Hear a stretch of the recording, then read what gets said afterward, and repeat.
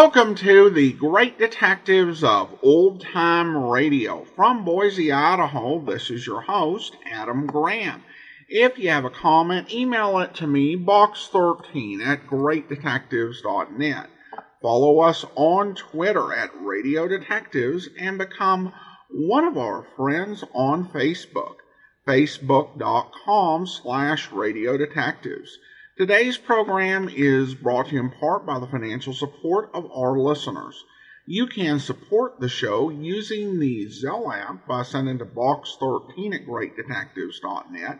And you can also become one of our ongoing Patreon supporters for as little as $2 per month. Just go over to patreon.greatdetectives.net. Well, now it's time for this week's episode of Casey Crime Photographer.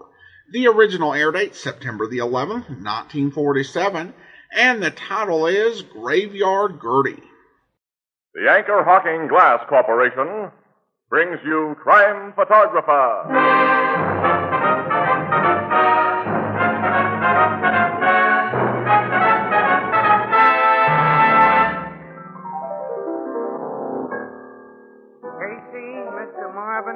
All week I've been seeing the kids going back to school. School days, dear old school days.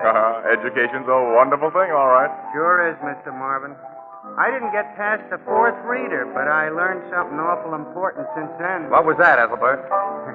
You tell him, Mr. Marvin. Why, Anchor Hawking is the most famous name in glass.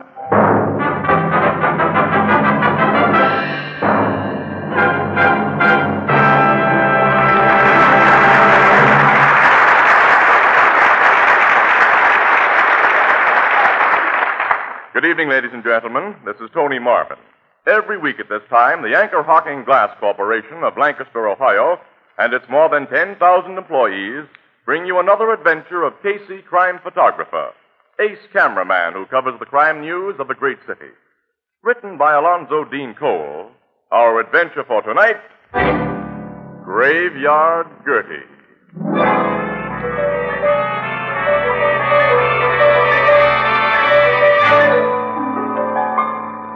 Night, cold and dark. A road on the outskirts of the city, a dismal road. On one side, it's flanked by dilapidated, grimy houses, billboards, and vacant lots strewn with rubbish. On the other side is a cemetery. A familiar, battered-looking car approaches, and as it draws near... I can't figure out that new rattle, Annie. Listen to it. I've been listening. But, Casey, this poor old jalopy makes so many strange noises, it's hard to tell. Now, this is something new, Annie. Sounds like the battery support. Well, I'm going to pull up here and see if I can locate it. Oh, you picked a fine place to pull up. In front of those cemetery gates. Oh, graveyards don't bother me. Well, I don't like them. Especially at this hour. It's almost midnight, Casey. You see any spooks climbing out of the ground at the stroke of 12, Annie? Give a whistle. Here's what rattles. What? The license plate. The bolt all ready to fall out of it. Is that all? Yeah. Say, Annie, open the glove compartment, will you? Give me the pliers. The flashlight, too. Give me that. Yeah, okay. That's it. Won't take a minute. Midnight. Uh-huh. It's a good thing I stopped when I did. Another mile and this bolt would have fallen out. Hey, Casey. Huh? Something's moving among those tombstones. What? Where? Back there. I see, behind that mausoleum. Yeah, coming this way. It looks like a woman. Hey, it is a woman. Yeah, I suppose so, but she seems to be just floating among those graves, Casey. Floating, Annie. Nuts. She's simply walking very slowly and weakly. Well, why should any woman be walking in a graveyard at this time of night? Well, how should I know, Annie? Hey, Casey. What? The woman's figure, it sank out of sight behind that tombstone. Yeah, so it did. Now, it looked as though she went into the ground. You know darn well she didn't, but I'm going to find out what she did. Hey, Casey, don't leave me alone here. Come on with me, then. Into that cemetery? Naturally. Well, okay, but I don't like this. Just open the gate. Careful, now don't stumble over one of these footstones. Oh, Casey, I don't like it here. At your age, Annie. Yeah, but... There's the tombstone where we saw her. Yeah, there's something behind it on the ground. A horrible black shadow. Yeah, that's much more than a shadow. That's an old woman. Oh, a real woman? Yes, a live one, too. Hey, come here. Yeah? Annie, I think she's fainted. Oh, Casey, terribly old. He's coming, too. What? Who are you? Now, take it easy, Mother. We saw you fall down in here. We came to help you. I guess I had one of my spells. Ain't so young as I used to be, and sometimes my heart... Rest is what you need right now. Yeah, we'll take you home. Home? And see that you get into a warm bed. This is my home here. Huh? This cemetery? Yes, got myself a nice place here. Fine place. 8 by 4. Oh, Casey. It's all paid for, too. I got a deed for it. It's mine. It's a beautiful grave. Well, I hardly think it's your home right now, Mother. It's my real home because I own it. I come here every day and every night to look at it. Oh, I see. My home. I'll be moving into it soon. Yeah, well, not tonight, you won't. All right, now I'll carry over the car. Annie, open the door, will you? Oh, yeah, sure. There, now I'll put you right here in the back seat, Mother. Lie back and relax. Much obliged, young fella. Yeah. Very nice boy. Thanks. You're welcome, Vic. Now, if you'll tell us where you live, we'll take you home. Live? Oh, yes, the place I rent. Kingsburg, just down the road a piece. All right, you point out the house and we get to it. I will. Will there be somebody there to take care of you? Somebody to... Oh, yes. Roger will take care of me. Oh, he's your son or grandson? No, Roger ain't no relation. He's just a friend. Best friend I ever had. When I asked you two to come in and meet Roger. Well, that's fine. When we meet your friend Roger, I'm going to tell him not to let you wander around cemetery this time of night. You can tell Roger anything you got a mind to, young fella. But he won't hear you. Huh? Oh, you mean he's deaf and dumb? No. I mean he's dead. Huh? Dead? That's right. Folks never suspected when they meet him first. You wouldn't if I hadn't told you. I'd never dreamed poor Roger had been dead for 40 years. Been deaf? Say, what do you... Yeah, that's what I'd like to I know. won't tell you no more now. You'll find out when you meet Roger. You'll find out when you meet him.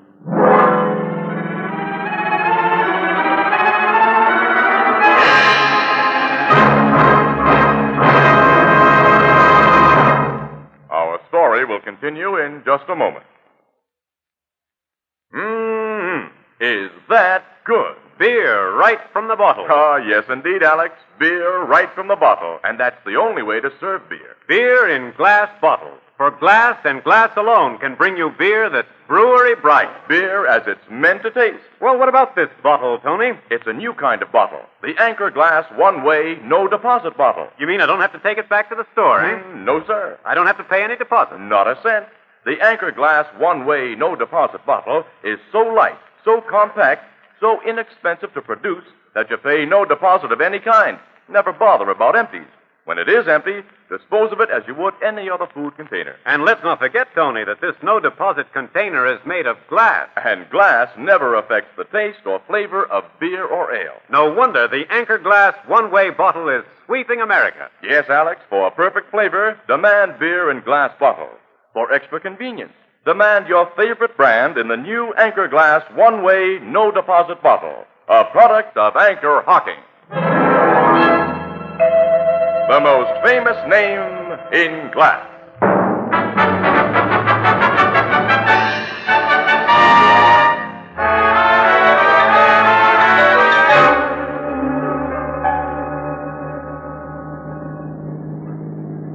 Here's where I live, young fella. You can stop your automobile. Okay. Terrible-looking shanty, Casey. Yeah. All right, I'll help you out, Mother. I'm all right, young fella. That ride was nice. Don't get the automobiles very often. I'm going to ride in one again pretty soon. When I leave this place I live in and go home. Fine, big, black automobile's going to take me. And I'll be wearing a swell black dress and be resting in a box all lined with satin. We'll take you to your door. Then you're coming in to meet Roger. Well, it's very late. I think we'd better be going. No. You've got to come in. I'll go ahead and unlock my door, light a lamp, and tell Roger we got company. Casey, what are we getting into? That Roger. He's something the poor old woman imagines, Annie. Mine doesn't run in very cheerful channels. To say the least. Casey, she's unlocked 3 different locks to open that door. Yeah, one of her eccentricities, I guess. You young folks, got the lamp lit. I told Roger. Come in now. Okay, Mother. Come on, kid. I don't like the looks of that tumble-down shack, Casey, but... Oh, okay. Step in. Step right in. Now I'll shut the door. Hey, your place is nice inside, Mother. I sweep and mop and dust every morning. Oh, you're a wonderful housekeeper. Also got a kitchen. Come and see. Oh, you step. The dish cupboards are clean, too. I'll unlock them and show you.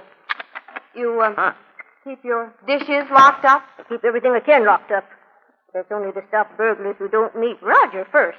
Roger. Send them out of this house lickety-split. You were going to let us meet, Roger?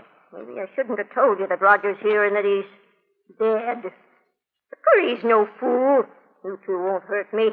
Come back into my other room. Now, Roger's there. Where? In that big trunk. In that trunk? Casey. You'll be scared when you see him. I'm warning you. Folks was always scared of Roger. He ain't changed none since he's dead. Look here, Mother. Open that trunk and see for yourself. Just lift the lid. Trunk's the one thing in this house that's never locked. Lift the lid. Roger'll scare you, but he won't hurt you. Lift the lid. Casey, she's got a dead body in that trunk. That's right. I'll see. No, Casey, don't. The young woman don't trust me like I trust her. I'll lift the lid and show you what's inside. Here. Good Lord. A snake! A big snake. It's lifting its head. Oh, come on, let's get out of this house. I'm right with you, Annie. All right, I'll bust Wait. What? I warned you you'd be scared of Roger. Oh, the Roger's dead. The big snake is Roger. Look at him again. Annie, the thing is just a... Oh, it's just a stuffed snake. That's right, young fella. Oh, we saw it move. Its head rose out of that trunk. His head's on a steel spring, young woman. I had the taxidermist fella fix it that way. You see, when Roger was alive, he traveled in this trunk. When I opened the lid at the end of a trip, he always dipped his head like that and rubbed his throat against my arm. Roger'd been my friend and partner for 20 years. When he died, I missed him so. I had him stuffed real lifelike. Roger was your partner? I used to be a snake charmer, young man. Snake charmer? Oh, I Best see. in the business. I did all the good big tops. But when poor Roger passed away, I lost interest in the profession and dropped out. There never was another python like him. He was a python, huh?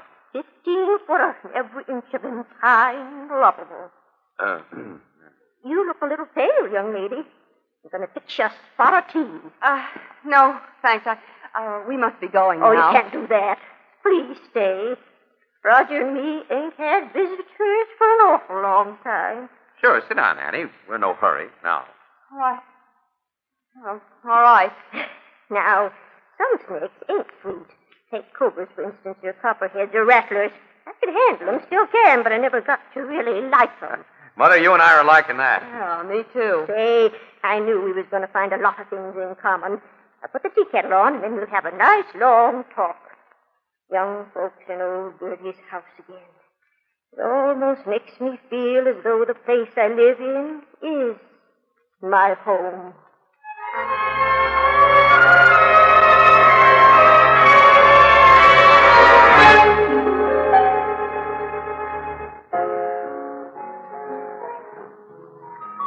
You and Miss Williams stayed up half the night with that old lady, huh, Casey? Sure did. We got a big kick out of it, too, Ethelbert. She had so many interesting things to talk about. Old circus days and the gay 90s. And it was a wonderful evening.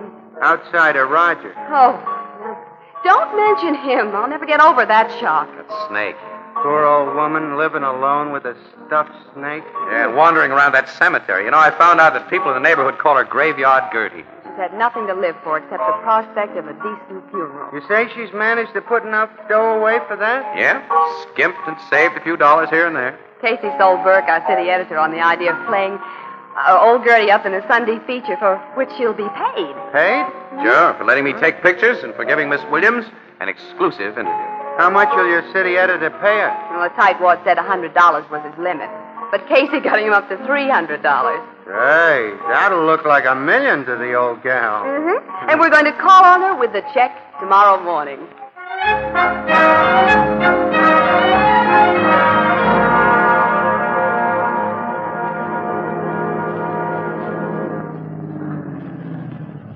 Well, here we are, Annie. Uh-huh.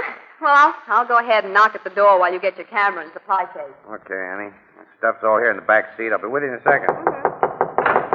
Gertie? Gertie, it's Ann Williams. She doesn't answer, Casey. She must be out. Oh, well, I'll try the door. It's not locked. Well, then she's inside. She wouldn't go away without locking up. Push it open. Yell again. Yeah, okay. Casey, look. Huh? Hey, somebody's been tearing this place Oh, apart. the bureau drawers are all pulled out and those cabinets are open. Stuff's strewn all over the floor. And Roger's trunk is open. Ooh, that awful head sticking out. Well, never mind the stuffed snake. Where's the old lady? Oh, she's not in this room. Wait, I'll look in the kitchen. Yeah, okay. Well, she's not in here. Annie, these kitchen cupboards have been opened, too. Yeah. Look, everything she kept locked has been unlocked, Annie. Nothing broken open. Oh, she wouldn't give up her keys unless... Yeah. What I'm afraid of. Oh, Casey. I don't see any blood stains. No sign of us. Wait a minute. Hey, look here on the floor. Yeah, a piece of mud. That's clay. Well, don't touch it. It may be a lead for the police. Yes. Yeah, the cops don't like to find things monkeyed with. Annie, go find a phone. Call the cops. Get Logan. Well, Captain Logan's Homicide Bureau. We have no murder to report. I've got a hunch, Annie. Get Logan.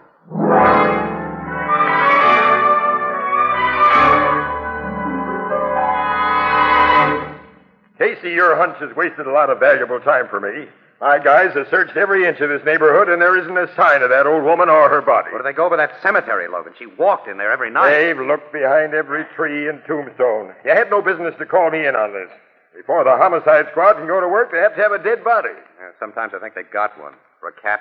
Oh, yeah? Look, Logan, that old woman wouldn't have given up her keys without a scrap, and she was too frail to stand a scrap. Well, there's no evidence there was a scrap. This is a case for the precinct cops and Missing Persons Bureau. I'm going back to headquarters. Okay, smart guy, go ahead. But my hunch still says this is a murder case, and I'm going to prove it. Yeah, so long, Miss Williams. Goodbye, Captain. Looks to me as though you'd put yourself out on a limb with him, Casey. How are you going to prove this is a murder? Well, maybe I did talk a little too big. He got me sore. Piece of mud. Must have come off the shoe of whoever ransacked this place. How did it get on his shoe? Well, how does anyone get muddy shoes? The cemetery. Annie, let me think, will you? Old Gertie had so many locks and bars around this place that the neighbors probably figured that she had dough hidden here. So someone in the neighborhood laid for her, huh? Somebody who was familiar with the neighborhood and her habits. He killed her. According to your hunch. Yeah. Be quiet, Annie. Okay. Took her keys. Hit the body. Place unknown. Huh? I didn't say anything. Oh. He came to this shack and searched for the dough that he thought was here using Gertie's keys. He didn't find what he was looking for in a locked place, so he lifted the lid of that trunk that wasn't locked. And the head of that stuffed snake popped out. Yeah, the burglar reacted, Annie, just like we did when we first saw Roger. Only he got out the door, slammed it behind him, and kept going. Wait a minute. There's one place it's a cinch that burglar didn't look. And that's inside of Roger's trunk. The burglar thought the snake was a real McCoy and ran out. Annie, let's see. I'm right. Look. Hey, there's a metal box in the bottom of the trunk. Roger's coiled around it. Big cash box with a locked lid. Old Gertie did have money hidden here. If she did, it's in this box. Annie. Yeah? I think I see a way to prove that Gertie was murdered and to get whoever did it. How? Whoever used that old woman's keys still has them. And still wants the dough that he didn't find. Well, I don't see how Annie, go back to the office and tell him I won't be in for quite a while. Well, what are you going to do? First, I'm going to pay a visit to the sexton of that cemetery down the road.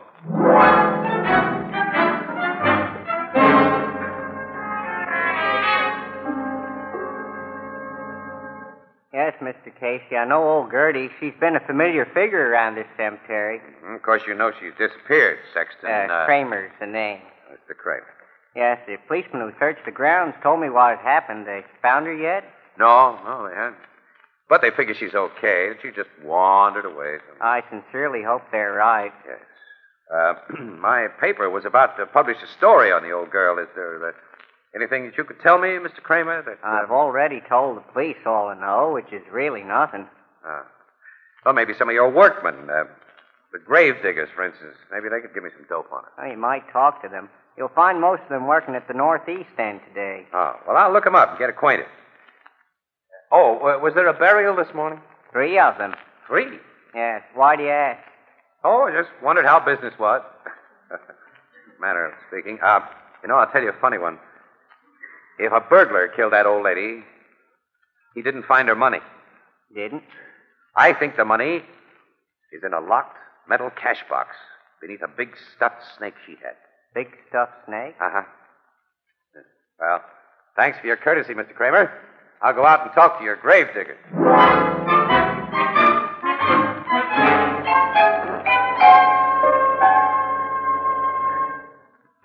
Well, you fellas have really been swell, letting me interrupt your work and telling all you know about old Gertie. Thanks a million. Grave diggers are not such a bad fellows when you get to know us, eh, Mr. Casey? That's right, Tony. Sorry I couldn't give you no hint about where to look for the old girl, Mr. Casey. I sure hope she turns up in good health. Yes, so do I, Pat. Yeah, so do I. I didn't know the old dame, but I'd like her to be okay. Me too, Joe. Me too. Yeah, well, thanks again. I'll be running along, I guess. Oh, since you knew old Gertie, that is all except Joe here, I'll tell you a funny one. If a burglar did kill Gertie, which the cops don't believe, he missed the place where I think she kept her dough. He did? Yeah. In a locked metal box beneath a big stuffed snake she had.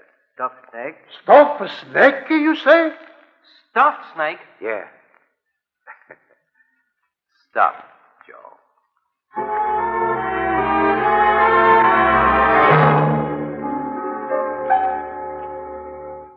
Casey, what makes you think the murderer will come to old Gertie's house tonight? I invited him to come. See, I talked to him today. I see. You talked to him? I think I did. I think he's a guy named Joe. That's identifying him for me. I also think I know where he hid the body, Logan. Huh? Where? I'll tell you. But first, look. First, you've got to agree to follow a plan that I've laid out. Now, is it a deal? All right, Casey, it's a deal.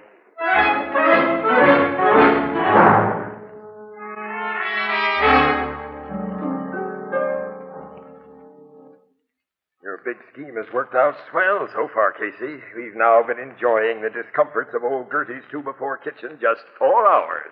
And in the dark. I don't think he'll show up at all. All right. Wait for him again tomorrow night. Oh, that's a pleasant prospect. Yeah. Standing in the dark. Yeah. Doing nothing. Yeah. Yeah. We can listen to Logan's sparkling conversation. Yeah. Nuts. Casey, what do you suppose is in that box of Gertie's? We'll find out, Annie, when it's open. Well, I'm surprised you didn't have a locksmith open it, Captain Logan. Why should I? Hey, shh, quiet, listen. Now, key's turning in the lock.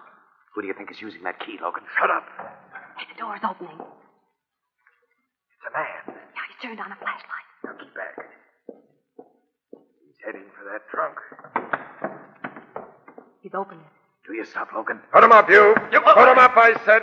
Don't shoot, don't shoot. Where did you get that bunch of keys, Joe? Yeah, All right. You can run me in for entering this house just now, but that's all you can pin on me, that's all. Do you think it'll be all when we find old Gertie's body where you buried it? I didn't bury no body. You killed that old woman. No. You killed her and buried her in one of the new graves that were dug yesterday.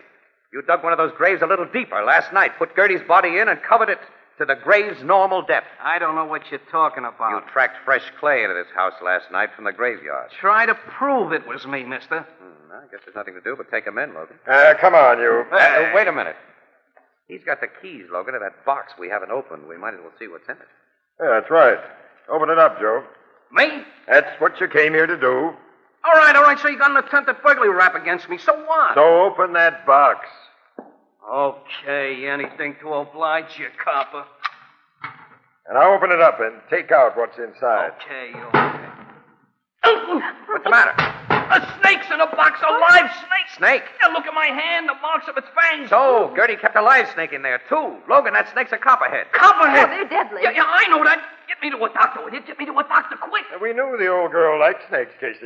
Hey, for the love of... I didn't know she liked copperheads, though. If a doctor don't take care of me in a few hours, I'll be dead. That's right. Well, then do something for me. Not until you tell the truth about old Gertie. I told you the truth. Think it over, Joe. In a few minutes, your hand will begin to swell. The poison will be going through your system. Hey, you can't do this to me. You A can't. snake bite has to be treated quickly, or there's not much hope. Tell us about Gertie, Joe. Your hand's beginning to swell, Joe. Tell us about Gertie. The doc doesn't get to you quick. Tell us about Gertie. All right. I'll tell if you get a doc. Talk fast and tell the truth. I killed the old woman. How? I sneaked up behind her and hit her on the head. What grave did you bury her in? One of the new graves. I'll show you. You'll find her there, just like I said. Now get me to a dock. Get me to a dock, will Just you? as soon as we check your story, Joe. After that grave is opened and we know you've told the truth. Hey, this poison won't wait till you open that grave. I'll be dead by then. Confidentially, Joe, we don't really care. You're gonna let me die. You're gonna let me Come die. on, Loud. You're going to the cemetery and point out that grave. And I'll take your picture, do Hey, it. wait a minute, Casey. What? Sure, Annie. What is it? Did you and Logan know there was a snake in that box? Confidentially, Annie, we put it there. A copperhead? No. It's a harmless hog-nosed snake that we borrowed from the zoo. Doesn't even bite. Well, he had bit that man's hand. I saw the marks. We had the box rigged so that anybody sticking his hand in it would strike a pair of sharp-pointed nails and scratch himself. Oh, no. Joe won't die of snake bite. He's going to die in a chair.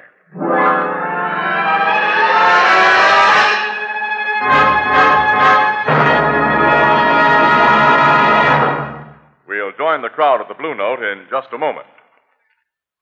Here's an interesting experiment. Take a Sunburst crystal pitcher, set it down on a fine linen tablecloth, and then ask anyone to guess what this pitcher should cost. Well, guesses would run up to very large sums of money, many, many times as much as this Sunburst crystal pitcher actually costs. Yet, believe it or not, you can buy this beautiful 2-quart Sunburst crystal pitcher for only 50 cents, or slightly more in distant cities. It has the same diamond-like sparkle you see in the most costly hand-cut crystal, the kind of crystal that's handed down for generations as a family heirloom. Yes, here is truly an amazing bargain, a really great value. Now, you'll find this Sunburst crystal pitcher and other equally great Sunburst crystal values at any retail store selling household glass. Ask for Sunburst crystal by name. You'll recognize the traditional Sunburst pattern immediately. Sunburst crystal is a product of Anchor Hocking, the most famous name in glass.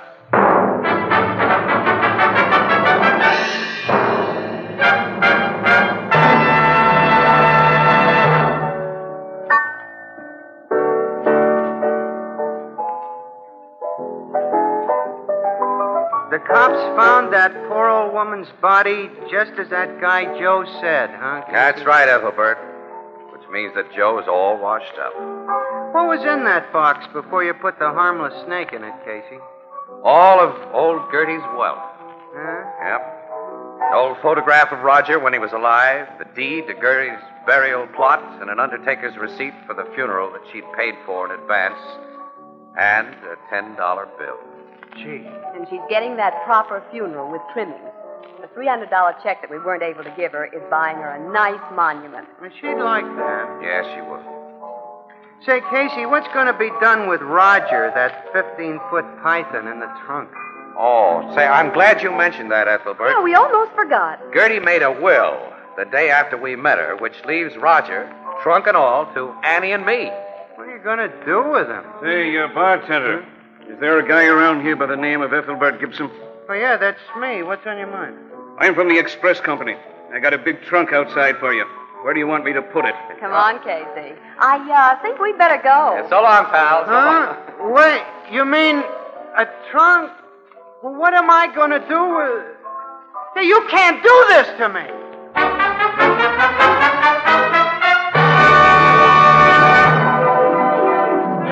Crime Photographer, starring Stotts Cotsworth as Casey, is brought to you each Thursday by the Anchor Hocking Glass Corporation, makers of Fire King Oven Glass, Anchor Glass Containers, Anchor Caps and Closures, all products of Anchor Hocking, the most famous name in glass.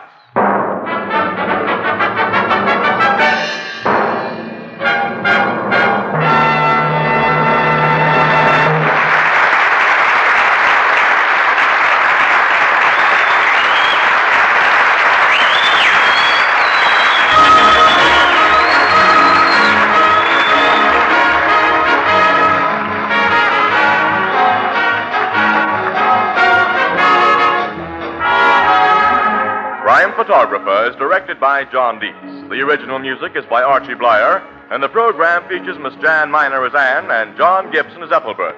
Herman Chittison is the Blue Note pianist, and Gertie was played by Abby Lewis.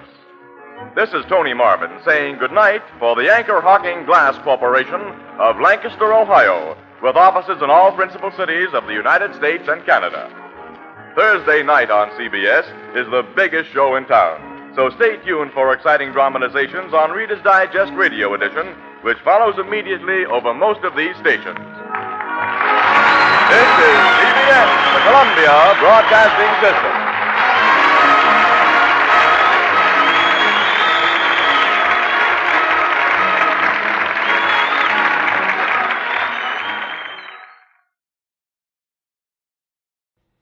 Welcome back. Well, it is worth noting that this episode is actually a reused script from 1946, but it's really well done. There was some spookiness, and then we got to meet Gertie a bit, and then it became more of a standard mystery. And I did really enjoy the end when Ethelbert got stuck with Roger. That was priceless. Of course, this, according to Joe Webb over at BlueNoteBulletin.blogspot.com, is the only time we hear Ethelbert's last name, which coincidentally is the last name of the actor who plays him, John Gibson. Abby Lewis played the role of Gertie, and Abby Lewis was one of those actresses who played characters who were far older than she was. Blue Note Bulletin has a really fun newspaper article about how she got started in radio. She came to break into radio when she was 21 years old. She got a producer to talk to her, and they said, well, we don't have anything but the 80-year-old Duchess of York in Richard III with Walter Hampden. And she was like, okay, I can do it. And so she started playing older characters quite a bit. Virginia Gregg did that. Peggy Weber, of course, Joe Friday's mother. And, of course, Jeanette Nolan was the voice of a lot of elderly women in old-time radio, even though she was quite a bit younger. Well, I did have a couple of notes on the podcast being featured in a couple of different settings. First, the podcast was mentioned on BBC Radio 4 Extra's Podcast Radio Hour. The mention of this podcast, it was probably about 2 minutes they were talking about it, but it's great to have anything you do mentioned by the BBC. And they played a clip of Johnny Dollar on there. I appreciate the mention, and welcome aboard if you're joining us after hearing that particular episode. And I also say that if you are interested in detective fiction, podcast, or true crime, they took a good hour to highlight some really interesting sounding detective-themed podcasts. So if you're interested, check it out, the Podcast Radio Hour. And also there was a really nice thread on Reddit on the OTR subreddit, and some people said some really nice things. Really appreciate that. And also my favorite description of my accent is not quite Pittsburghish. Again, I appreciate everybody sharing and engaging about the podcast wherever they happen to do it. All right, well, I do want to go ahead now and thank our Patreon supporter of the day. Thank you to Jameson, Patreon supporter since June of 2016, currently supporting us at the Detective Sergeant level of $7.14 or more per month. Thanks so much for your support, Jameson. And that will do it for today. If you're listening to this podcast via YouTube, be sure to subscribe, like the video, and select the notification bell. Join us back here tomorrow for The Fat Man, and we'll be back next Monday, another episode of Casey Crime Photographer. In the meantime, send your comments to box13 at greatdetectives.net. Follow us on Twitter at Radio Detectives, and become one of our friends on Facebook, facebook.com/Radio Detectives. From Boise, Idaho, this is your host, Adam Graham, signing off.